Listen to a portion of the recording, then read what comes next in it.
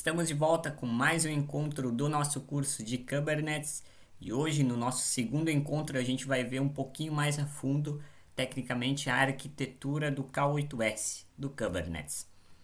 Como a gente estava falando no encontro passado, o objetivo do Kubernetes, do nosso KS8, é orquestrar tarefas de gerenciamento. Gerenciamento do quê? De toda a nossa infraestrutura do cluster, composto pela máquina, no caso dos nodes, né? Nodes são as máquinas. O master node, que é a máquina mestre que gerencia o cluster, gerencia quem? Os worker nodes, os slaves, os minions. Vai depender aí da bibliografia que você vai estar utilizando, que são o que? As máquinas físicas gerenciadas, que são as máquinas escravas, dependentes do gerenciamento lá da Masternode. Geralmente, quando a gente fala de Kubernetes, a gente tem os dois conceitos. Masternode, que é uma ou várias máquinas que gerenciam o cluster, gerenciam quem? As outras demais máquinas, as worker nodes, que são as máquinas geralmente que são gerenciadas, são as máquinas que são gerenciadas e que trabalham ali com a execução dos containers. O objetivo do K8s é orquestrar tarefas de gerenciamento e o Kubernetes ele pode ser instalado, como a gente viu no nosso encontro de introdução ali bem rapidinho lá no Katacoda. A gente viu um cenário multi-nodes, digamos assim. A gente pode instalar o Kubernetes num cenário single node, no caso single de única, node máquina, única máquina, como no nosso computador doméstico, digamos assim, né? Em algum computador simples, único, que você pode instalar o Kubernetes ali para gerenciar os containers e a sua infraestrutura física única. Ou você pode instalar também ele no modo, eu coloquei aqui cluster, mas seria o modo multi-node, como é conhecido, que aí a gente tem o cenário tradicional de um cluster, onde que a gente tem os nós master e os nós workers. O cluster é formado, então, como eu disse, pelos nós. Quando eu falo nós, eu quero dizer nodes, que são as máquinas físicas. Então, tem o master node, máquina que gerencia, e os worker nodes, que são as máquinas gerenciadas. Geralmente o master é o maior node de interação com o usuário. O usuário vai interagir diretamente com a máquina master, com a mestre, né? Com a máquina master node. Nada impede da gente trabalhar também diretamente com os workers, mas assim, 90% da nossa rotina no cluster vai ser diretamente com a máquina master node. Em grandes estruturas podem haver mais de uma máquina master, porque digamos assim, em caso de falhas e correção de problemas, se der algum problema na primeira master, tu tem as outras para talvez sanar esses problemas, corrigir falhas e desempenhar melhor, enfim, vai depender aí do tamanho da sua estrutura, e a gente está falando de grandes estruturas nesse caso, grandes mesmo. Estruturas mais ou menos nesse formato, tá? Então, esse é o habitat natural do K8s, digamos assim. Não é no nosso notebook doméstico, no nosso PC desktop ali, ou em cenários onde que a gente tem um cluster de duas máquinas. O cenário mínimo multinode, como a gente viu no Katacoda rapidinho na aula de introdução ali, era um master e um worker, eram duas máquinas físicas, digamos assim, que a gente pode gerenciar ali o master e o worker, mas geralmente a gente tem um ou mais masters, geralmente um master, gerenciando vários workers aqui nesse cenário, né? Então uma master e várias workers para fazer o gerenciamento dos workers através desse master que, como eu disse, é o meio de interação com o usuário, geralmente é no masternode. Geralmente é nesse cenário aqui, esse é o cenário tradicional para o qual o Kubernetes e os orquestradores de containers no geral foram criados, como Docker Swarm, OpenShift e outras soluções. Eles foram feitos para funcionar, digamos assim, no habitat natural deles, esses cenários mais de grande escala de Big Data. Certo? Então, como é que funciona tecnicamente? O que difere a máquina master, né? O que difere o master node de seus workers? Aqui nesse cenário a gente também tem um cenário bem simples, né? Que a gente tem um master node e dois workers. O mestre que gerencia as outras duas máquinas físicas. Esses azuizinhos são as máquinas físicas. A gente pode ver que nas três máquinas a gente tem em comum o kubeadm. A gente já vai ver quais são, o que são esses componentes. A gente tem o kubelet, o kubectl, o Docker, que é o Container Engine nesse caso, né? A gente tem o Docker. E o que difere a master dos works é que na master a gente tem o plano de controle, o control plane, pela qual a gente vai conseguir controlar os workers e o Kubernetes de uma forma mais geral, mais panorâmica, através dessa máquina master. A gente vai interagir, nesse caso, diretamente com ela para gerenciamento de todo o nosso cluster. A gente vai ver isso mais a baixo nível, mais tecnicamente falando, nos nossos próximos slides e próximos encontros na prática.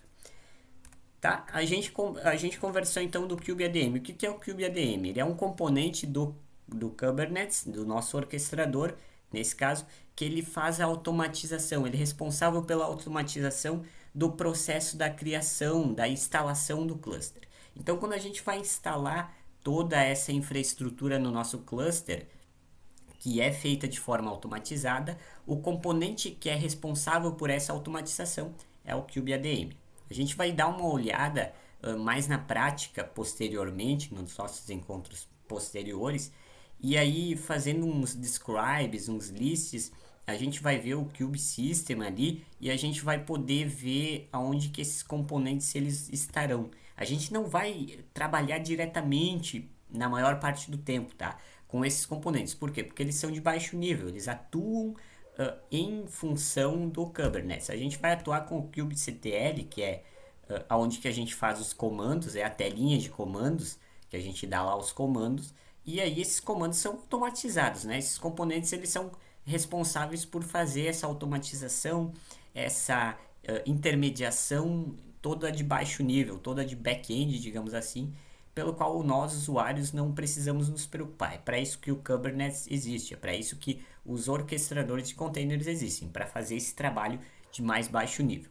A gente falou também que tem o Kubelet, né? Que tem o Kubelet aqui. O Kubelet ele é um intermediador, tá? Ele é um componente essencial do Kubernetes que ele lida com a execução dos pods, que a gente já vai ver o que são pods.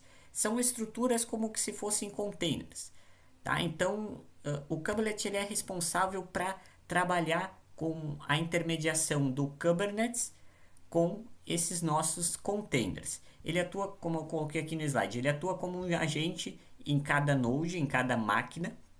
Ele intermedia, ou seja, ele é mais ou menos como se fosse uma interface, né, de intermediação entre trocas de mensagens do Kube API Server, que é a API, né, do nosso K8s, e o Docker Runtime, que é o componente que executa, na verdade, os nossos pods, os nossos containers.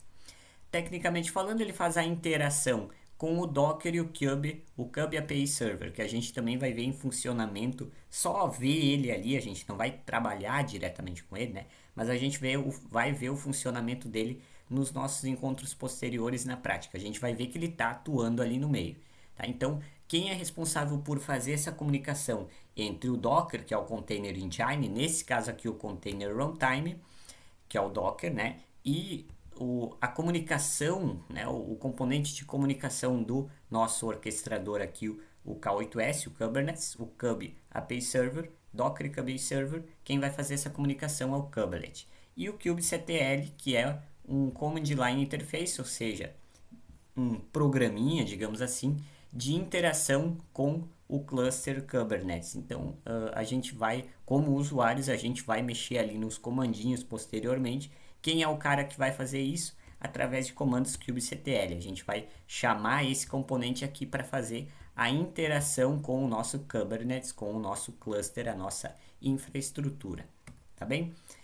E aí a gente falou do conceito de pod, né? Eu vim falando no encontro passado, nesse nosso de encontro, desses encontros que a gente vem falando pods atuando como um container, né? Que eu te faço sempre containers entre aspas. Por quê? Porque o pod ele é um pouquinho mais que os containers, mas não muito mais que isso, tá? A gente veio falando lá do curso de Docker, no começo desse curso, de uma evolução nessa área de DevOps, digamos assim, né? Que com o tempo, né, surgiu-se a virtualização. Quais são os componentes que são gerenciados na virtualização? Máquinas virtuais, nesse caso Virtual Machines, VMs. Com a criação do container, quais são os componentes que são gerenciados, falando de Container Engine, Runtime ali do Docker nesse caso? Os containers, né? Então, são vários containers que a gente gerencia. Na virtualização, várias VMs. No Kubernetes, no conceito de orquestrador de containers, em especial no Kubernetes, a gente gerencia pods. Os pods são as estruturas pelos quais a gente vai trabalhar no nosso orquestrador aqui no Kubernetes, no K8s. Certo? Por que eu disse que o pod é um pouquinho mais do que container? Porque ele é um pouquinho mais panorâmico, digamos assim. Ele tem mais componentes do que só um container. Aqui embaixo eu coloquei algumas infraestruturas, são alguns pods, tá? Geralmente, 90% dos casos, o pod ele é composto por um container com um serviço, né? Um container de um serviço. Em alguns casos específicos tem mais de um container, mas isso é bem raro. Geralmente é um container, um ou mais volumes, certo? E todo pod ele tem um identificador único e um IP único, porque quando a gente fala de Kubernetes, a gente está falando de orquestrador de containers, grandes escalas que vão se comunicar na nossa infraestrutura. Como é que vai ser feita essa comunicação? Através de uma rede interna que a gente vai definir, né, e vai ser toda automatizada. Como é que os nossos pods, né, como é que os nossos elementos ali eles vão se comunicar entre si nessa rede? Através do seu endereço IP, que é único.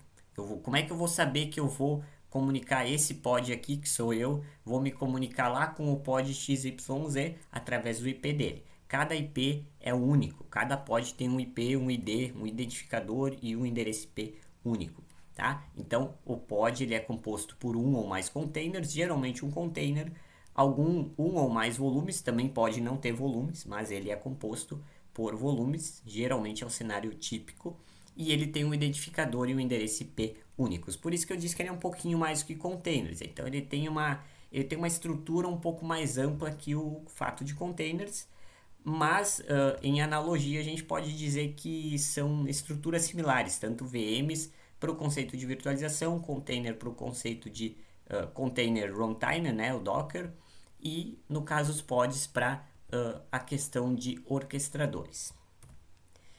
Só a gente falando aqui tecnicamente, né, o pod é a menor e mais básica estrutura do Kubernetes. Ele foi criado para abstrair o conceito de container, porque quando a gente fala de container, a gente está falando de container engine, né? No caso ali de um Docker ou de algum outro nesse caso. Tá? Então, só para a gente não ficar falando de container ali para estruturas de orquestradores, nesse nosso caso o Kubernetes, a gente tem a estrutura de pods. Ele consiste em um ou mais containers, tá? Volumes, recursos de storage, de armazenamento de permanente, né? Permanent storage, armazenamento permanente, um único ID e IP para comunicação via rede, como eu te falei. Cenários em que a gente utiliza mais de um container dentro de um pod. Isso raramente acontece. Tá? Geralmente quando a gente tem a comunicação entre dois ou mais containers, processos em batch, que são os processos em lote, e demais tarefas que a gente necessite de, digamos assim, o container X vai se comunicar com o container Y dentro desse pod. Então aí a gente tem mais de um container, a gente vai precisar ter mais de um container. Então quando é a relação entre vários containers de um mesmo pod, a gente tem então mais de um container nesse mesmo pod, que raramente acontece. Certo? Todo pod aí a gente precisa se atentar bastante. Todo pod ele tem um ciclo de vida. Container também tinha, sim, mas o pod ele tem um objetivo bem específico, porque é o seguinte: o pod ele é criado, ele tem uma função, por exemplo, eu digo lá para o Kubernetes que eu quero acessar uma base de dados, ou que eu quero criar uma base de dados. Então o pod da base de dados ele tem como objetivo o quê? Criar uma base de dados, tá? Dessa forma, esse pod ele vai ser criado, é um ciclo de vida que ele tem, como o ciclo de vida padrão. Ele nasce, né, ele é criado, ele faz o que ele tem que fazer, o objetivo dele. Quando ele fez o objetivo dele, o status dele vai ser successed, no caso ele teve como sucesso, né, ele vai ser finalizado no caso, ele vai ser desligado, terminado. Por quê? Porque ele já atingiu o objetivo dele no running, tá? Então ele nasce, cresce e morre, digamos assim. É o ciclo de vida de um pod. Todo pod tem um ciclo de vida. A gente tem que ter essa noção. Ele vai ser iniciado, ele vai fazer o que ele tem que fazer em running. E aí, se ele fez ou não conseguiu fazer, né? Depois que ele fez o que ele tinha que fazer lá, o objetivo dele, ele vai ser finalizado com algum status. Esses status, tá? Eu tenho aqui a sequência do ciclo de vida, em um desenho seria mais ou menos esse. Os status que a gente pode ver, e a gente vai ver posteriormente lá no código do kubectl. Os status do pod são pending, que é pendente. O pod ele foi aceito pelo orquestrador, nesse nosso caso o Kubernetes, mas um ou mais containers ainda não foram criados, ou seja, ele está ali no running, mas ele não terminou o objetivo dele, digamos, nesse formato, né? Isso inclui o tempo de escalonamento e tempo de download da image, geralmente lá do registry, né? O Docker Hub, nesse nosso caso. Aí a gente tem também o status running, que é quando o pod ele está rodando, né? Executando. O pod foi alocado em um node, ou seja, em uma máquina. Tanto faz a máquina, tá? Tanto faz a máquina, tanto faz o pod. Isso não é nossa tarefa, isso é tarefa do Kubernetes, do orquestrador. A gente vai ver na prática, nos próximos encontros, que isso não é trabalho nosso. O objetivo do orquestrador é esse: é selecionar a máquina ideal, o pod ideal. O objetivo dele é satisfazer o nosso desejo de usuário. A gente diz para o Kubernetes: eu quero a base de dados lá, né? A base de dados de pé do MySQL com aquelas configurações. O Kubernetes, no caso o orquestrador aqui, o Kubernetes, ele vai ser responsável por selecionar ou não aquele node, aquela máquina física ou aquelas máquinas físicas, aquele ou aqueles pods, e tanto faz, se um pod der erro, ele vai subir outro pod ali para satisfazer o quê? O nosso objetivo de usuário, ou seja, nessa analogia, né, nesse cenário, manter aquela base de dados de pé conforme a gente pediu para o orquestrador, para o Kubernetes. Certo? O running, então, é quando o pod está executando. Pelo menos um container deve estar em execução nesse caso, ou no processo de inicialização, reinicialização, ele está trabalhando, né? Está no running. Successed, no caso que é como que se fosse sucedido, né? No conceito de terminado, finalizado com sucesso, é quando os containers do pod terminaram com sucesso. Então, como eu disse, é o ciclo de vida. Os containers do pod fizeram o que tinham que fazer, o pod fez o que tinha que fazer, que era o objetivo dele, ele terminou. Ou ele falhou. Então, quando containers do pod terminaram, pelo menos um deles aconteceu alguma falha, o status sendo diferente de zero ou terminado pelo sistema. E também null, que é desconhecido. Por alguma razão, o estado do pod não pode ser obtido. Geralmente isso acontece quando há um erro, né, a causa de um erro, ou a comunicação entre a máquina, né, entre o node e o pod. Então ele não vai conseguir identificar lá o status, ele vai dizer que é desconhecido. E aí, quando a gente falou da arquitetura do nosso cluster, a gente viu que o que difere o master node dos demais nodes workers é um cara chamado control plane, o plano de controle. O que é esse control plane? Aqui eu tenho uma imagem que mostra tecnicamente os componentes de todo o cluster, tá? Aqui Kubernetes Minion, entenda Minion como worker, né? Então geralmente a gente tem o Minion, worker, slave, vai depender aí da bibliografia. Geralmente é o worker, tá? Aqui a gente tem a máquina master e aqui a gente tem 3 workers, 3 máquinas sendo gerenciadas pela master. E aqui a gente tem todos os componentes do nosso Kubernetes distribuídos em nosso cluster, com exceção de 2 aqui: Persistent Storage, que são os volumes, e o Remote Container Image Registry, ou seja, o registry que a gente vinha trabalhando, que é digamos assim, uma cloud, uma nuvem que armazena imagens, como o Docker Hub, por exemplo, tá? São esses dois conceitos, mas dentro da nossa infraestrutura física, na máquina master, no master node, a gente tem os mesmos elementos que nos workers, no caso sendo o kubelet e o kube proxy. Aqui nos workers a gente tem um container runtime para a execução dos pods, né, dos containers dos pods, ali toda a infraestrutura, para ele rodar toda essa infraestrutura. E diferentemente dos workers, no master a gente tem alguns componentes diferentes, como o Cube Scheduler, que faz o escalonamento, eu já vou explicar isso melhor. O Cube Controller Manager, que é um gerenciador também de controles. O Cube API Server, como eu disse, que faz aquela intermediação entre as máquinas com a nossa master, né, com as workers, com a nossa master, e o etcd, o etcd cluster, que a gente já vai falar em seguida, que o que é o etcd? Ele provê um sistema distribuído e também compartilhado para armazenar o estado do cluster, o status do cluster, sendo os dados armazenados em formato chave-valor, key value, as informações como o status do node masters, dos workers, saber em quais status eles estão. O etcd é executado no Kubernetes como um pod, tá? Então ele é como um pod, ele é executado como um pod, a gente vai ver isso na prática também nos próximos encontros, que a gente vai ver a gente vai listar os pods e a gente vai ver alguns componentes aqui que funcionam como pods também, assim como toda a infraestrutura que a gente gera. O Cube API Server, que é esse cara aqui, ele vai receber as máquinas workers, então o que ele vai fazer? Ele é um intermediador de mensagens, ele serve a API do Kubernetes, ele é baseado no serviço REST, ele trabalha com requisições do tipo YAML, o YAML, que a gente chama.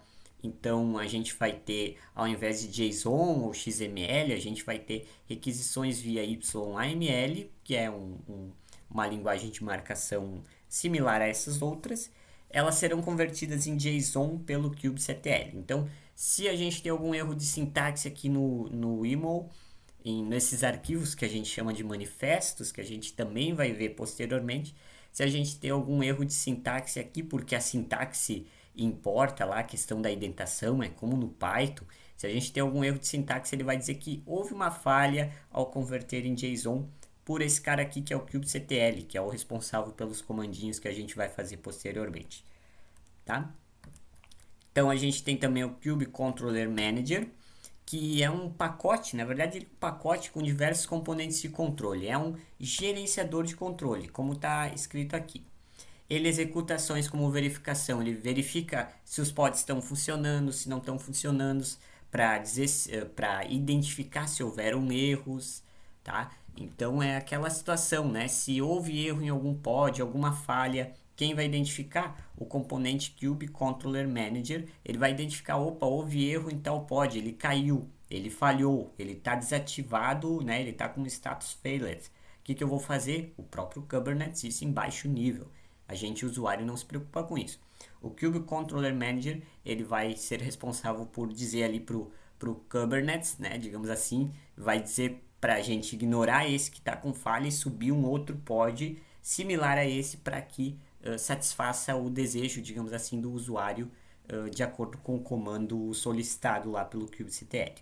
A gente vai vendo esses conceitos relacionados na prática com o passar dos nossos encontros, tudo vai ficando mais fácil. Você tem que só saber o que cada componente faz nesse cara aqui, que daí com a prática a gente já vai pegando a ideia nesse contexto. O Cube Scheduler, ele é um escalonador, ou seja, ele escalona os pods para serem executados em nodes, nas máquinas. Então, quando um pod é criado, ele será escalonado para o node mais ideal. Ou seja, eu criei um pod que vai ser muito solicitado. Então, eu vou lá para aquela máquina que talvez esteja mais disponível, que tenha mais recursos para me fornecer melhor desempenho. Tudo isso o Kubernetes faz automaticamente. São esses componentes que vão fazer separadamente essas funções para nós usuários. Então, se a gente precisar de um acesso ao banco de dados, por exemplo, de um show de, sei lá, de um show de rock, por exemplo, né, um sistema de venda de ingressos, e aí tá sendo abriu no caso a venda de ingressos para aquele show muito disputado, está sendo muito acessada a base de dados. O que o Cube Scheduler ele vai fazer no nosso cluster? Vai levar os pods, vários pods, né, os pods necessários para que essa base de dados mantenha-se de pé e funcionando com desempenho. Ele vai mover para as máquinas mais disponíveis para quê? Para que fiquem disponíveis mais recursos físicos de memória, processamento, enfim, para que haja maior desempenho com relação ao gerenciamento naquela base de dados que está sendo tão, digamos assim, acessada, que está toda a carga lá naquele determinado local da nossa aplicação. Tudo isso é o Kubernetes que vai fazer. Em específico aqui, tecnicamente falando, é o Kubescheduler que vai fazer isso para nós. Ele pode também ser manipulado via usuário para escalonamento personalizado. Então, nós usuários podemos dizer, eu quero mais prioridade para aquela base de dados, porque o nosso sistema de vendas de ingressos ele vai ter mais carga lá naquela compra de ingressos e não em outras funções do sistema. A gente pode informar isso de uma forma manual, como usuário. Ali eu coloquei um exemplo, né? Escalonar pode somente para as máquinas com GPU. Tem também o kubeproxy, que a gente viu aqui, o componente tanto do master quanto dos nodes, aliás, tanto do master node quanto dos workers nodes. O kubeproxy ele está junto com o kubelet. Então ele trata da comunicação entre os nodes, ou seja, entre as máquinas. Ele adiciona as regras de firewall, como o IP tables, para abertura e redirecionamento de portas, túneis seguros, que aí a gente vai trabalhar com a rede do Kubernetes, que a gente já vai ver em seguida, entre outros detalhes. Ele trata da comunicação entre as nossas máquinas do cluster, entre os pods. Tem-se também o registry, que eu disse ali embaixo, sendo geralmente repositório local do Docker e outro remoto. Então a gente pode ter um repositório, um registry local, né, em alguma máquina nossa, que a gente pega imagens dessa máquina, ou a gente também pode pegar em uma cloud, uma nuvem como o Docker Hub, que você já deve ter conhecimento aí do Docker Hub para baixar as imagens, até porque é de lá que o Docker baixa no Docker Container Run lá as nossas imagens de uma forma padrão, se elas não estiverem localmente no nosso ambiente físico. E falando de rede do Docker, né, a gente viu que todo o pod tem um IP único para que seja relacionado em rede. Então tá aqui, a gente tem os nodes, um pod com um container, um pod com 2 containers, cada um tem seu IP e eles vão se comunicar através de um túnel seguro fornecido pelo kubeproxy, ou seja, todas as máquinas vão ter o kubeproxy para o quê? Para que elas consigam se relacionar internamente entre si de uma forma segura, via rede, cada pod com seu IP único, certo? E aí eles vão poder se comunicar. O pod X quer se comunicar com o pod Y, certo? Ele vai se comunicar com desempenho e segurança. O modelo de redes do Kubernetes ele envolve a criação de redes virtuais, que a gente chama de redes overlay, no cluster. Cada pod no cluster, como eu disse, tem um IP único. Esse IP pode ser externo, pode ser interno, mesmo aqueles que são executados em outros nodes, independente da máquina que tiver. Como eu disse, quando se trata de Kubernetes, tanto faz ali os workers, tá? Isso não é nossa preocupação.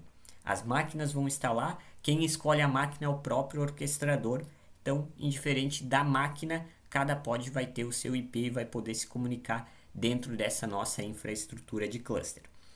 Entre os plugins para a criação de redes entre os nodes no nosso orquestrador, no nosso Kubernetes, responsáveis por criar esses túneis seguros para comunicação entre pods e tal, entre os nodes, a gente tem o Flannel e o Wave. A gente vai dar uma olhadinha no Wave em alguns encontros posteriores.